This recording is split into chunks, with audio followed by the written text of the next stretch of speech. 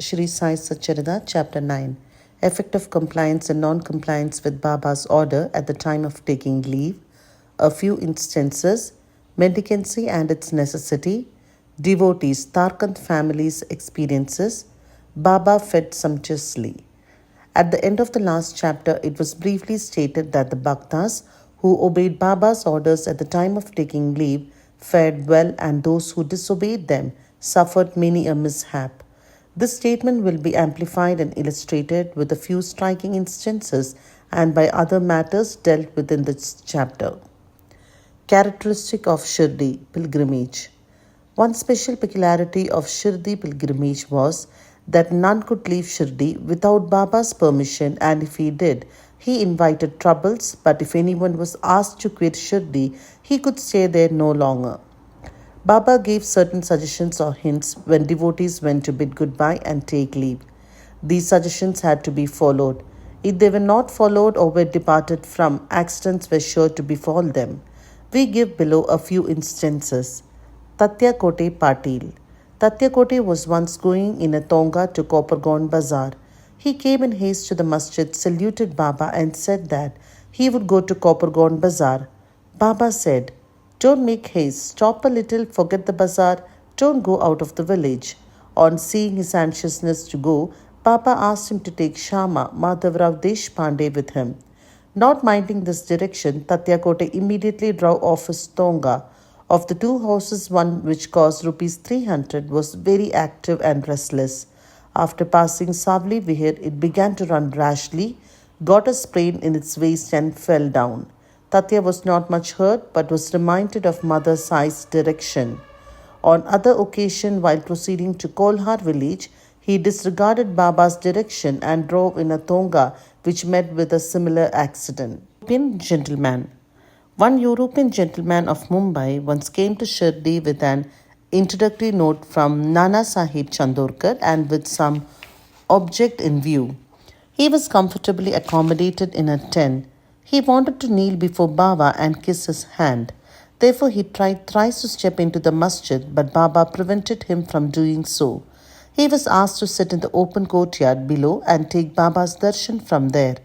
Not pleased with the reception he got, he wanted to leave Shirdi at once and came to bid goodbye. Baba asked him to go the next day and not to hurry. People also requested him to abide by Baba's instructions. Not listening to all this, he left Shirdi in a tonga. The horses ran all right, but when Savli Vihir was passed, a bicycle came in front, on seeing which the horses were frightened and ran fast. The tonga turned topsy-turvy and the gentleman fell down and was dragged over some distance. He was immediately rescued but had to go and lie in Kopargaon hospital for the treatment of his injuries. Such experiences were legion, and people learned the lesson that those who disobeyed Baba's instructions met with accidents in one way or the other, and those who obeyed them were safe and happy. The necessity of mendicancy. Now to return to the question of mendicancy, a question may arise in the minds of some that if Baba was such a great personage, God manifest, why should he have taken recourse to begging bowl throughout his life? This question may be considered and replied from two standpoints. 1. Who are the people who have a right to live by the begging bowl? Our Shastras say that those persons who, after getting rid of or becoming free from the three main desires, viz. 1 for progeny, 2 for wealth, 3 for fame, and accept sannyas, are the fit persons to live by begging alms. They cannot make cooking arrangements and dine at their home. The duty of feeding them is laid on the shoulders of householders. Sai Baba was neither a householder nor vanaprastha. He was a celibate sannyasi, that is, sannyasi from boyhood. His firm conviction was that the universe was his home. He was the Lord Vasudeva, the supporter of the universe and the imperishable Brahma.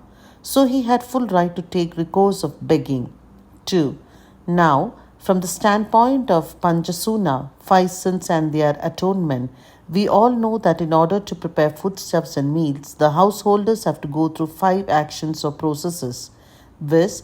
1. Kandani, pounding, 2. Peshani, grinding, 3. Udakumpi, washing pots, 4. Marjani, sweeping and cleaning, 5. chulli, lighting hearths. These processes involve destruction of a lot of small insects and creatures, and thus the householders incur sin. In order to atone for her sins, our Shastras prescribe 6 kinds of sacrifices, with 1. Brahma Yajna, 2. Veda Dhyan, offerings to Brahman or the study of the Vedas, 3. Pitri Yajna, offerings to the ancestors, 4. Dev Yajna, offerings to the gods, 5. Bhuta Yajna, offerings to the beings, 6. Manushya Atiti Yajna, offerings to men or uninvited guests. If these sacrifices, enjoined by the Shastras, are duly performed, the purification of their minds is effected, and this helps them to get knowledge and self-realization. Baba, in going from house to house, reminded the inmates of their sacred duty, and fortunate were the people who got the lesson at their homes from Baba. Devotees' experiences. Now to return to the other more interesting subject, Lord Krishna has said in the Bhagavad Gita 9:26, "Whosoever devotedly offers to me a leaf, a flower, or a fruit or water of the pure-hearted man, I accept that pious offering." In the case of Sai Baba, if a devotee intended really to offer anything to Sai Baba, and if he afterwards forgot to offer the same, Baba reminded him or his friend about the offering and made him bring it to him, and then accepted it and blessed the devotee. A few instances are given below. Tarkat family, father and son. Mr. Ramachandra Atmaram alias Baba Sahib Tarkan, formerly a Pratana Samajist, was a staunch devotee of Sai Baba. His wife and son loved Baba equally or perhaps more. It was once proposed that Master Tarkan should go with his mother to Shirdi and spend a summer vacation there. But the son was unwilling to go, as he thought that, in case he left his home in Bandra, the worship of Sai Baba in the house would not be properly attended to, as his father, being a Pratana Samajist, would not care to worship Sai Baba's picture.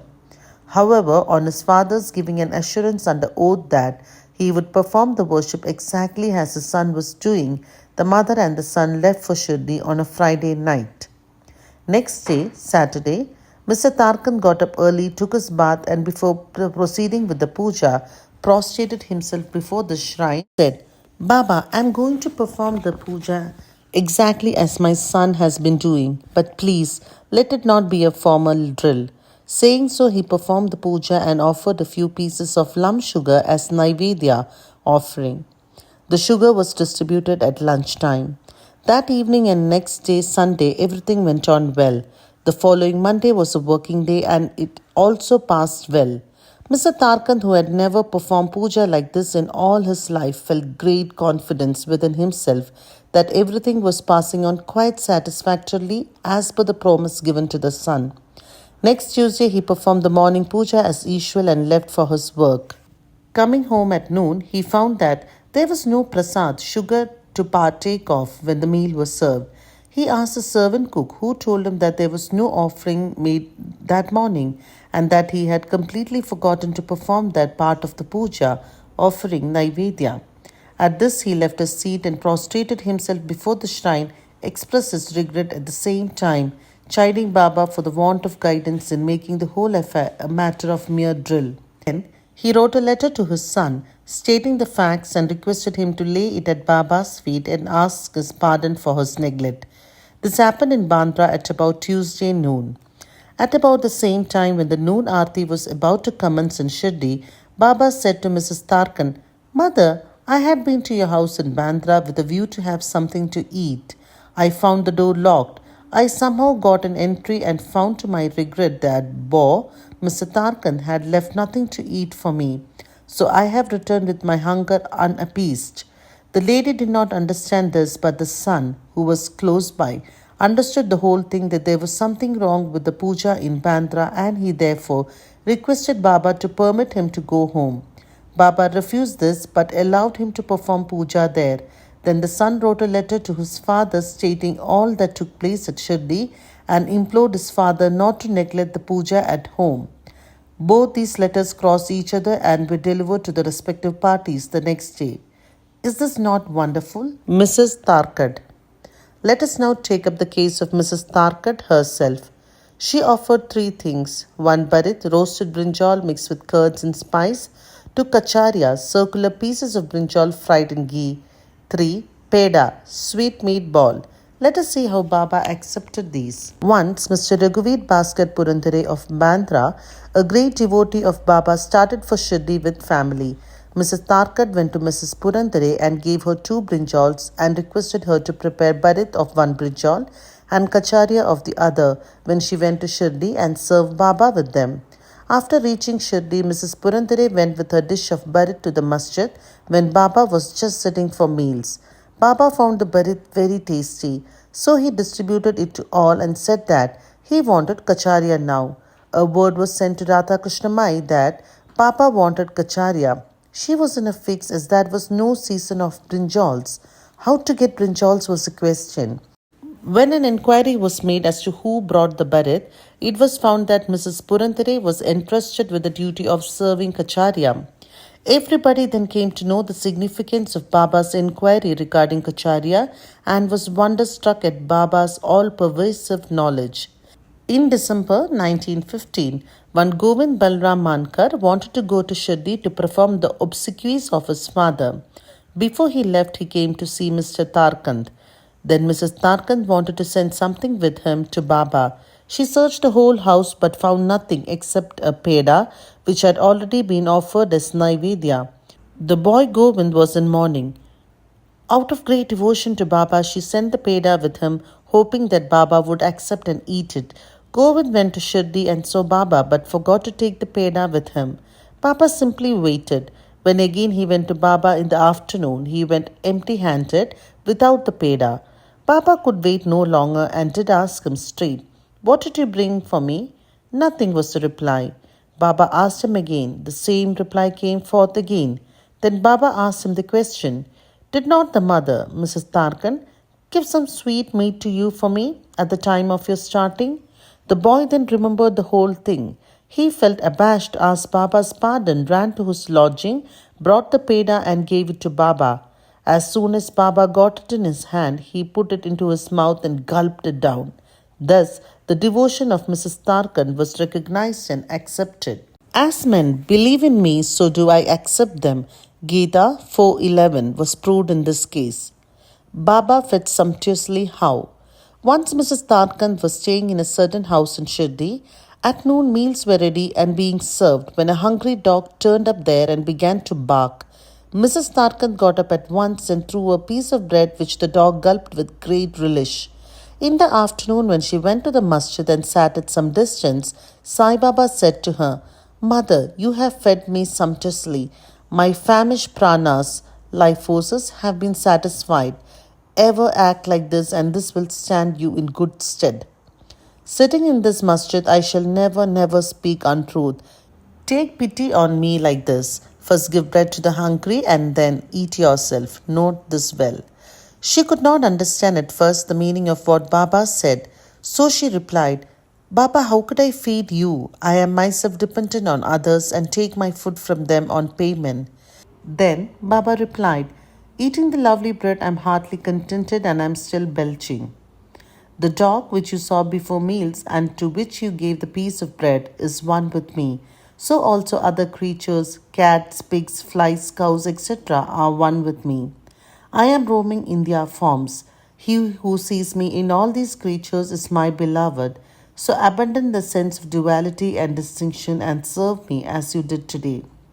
Drinking these nectar-like words, she was moved. Her eyes were brimmed with tears, her throat was choked, and her joy knew no bounds.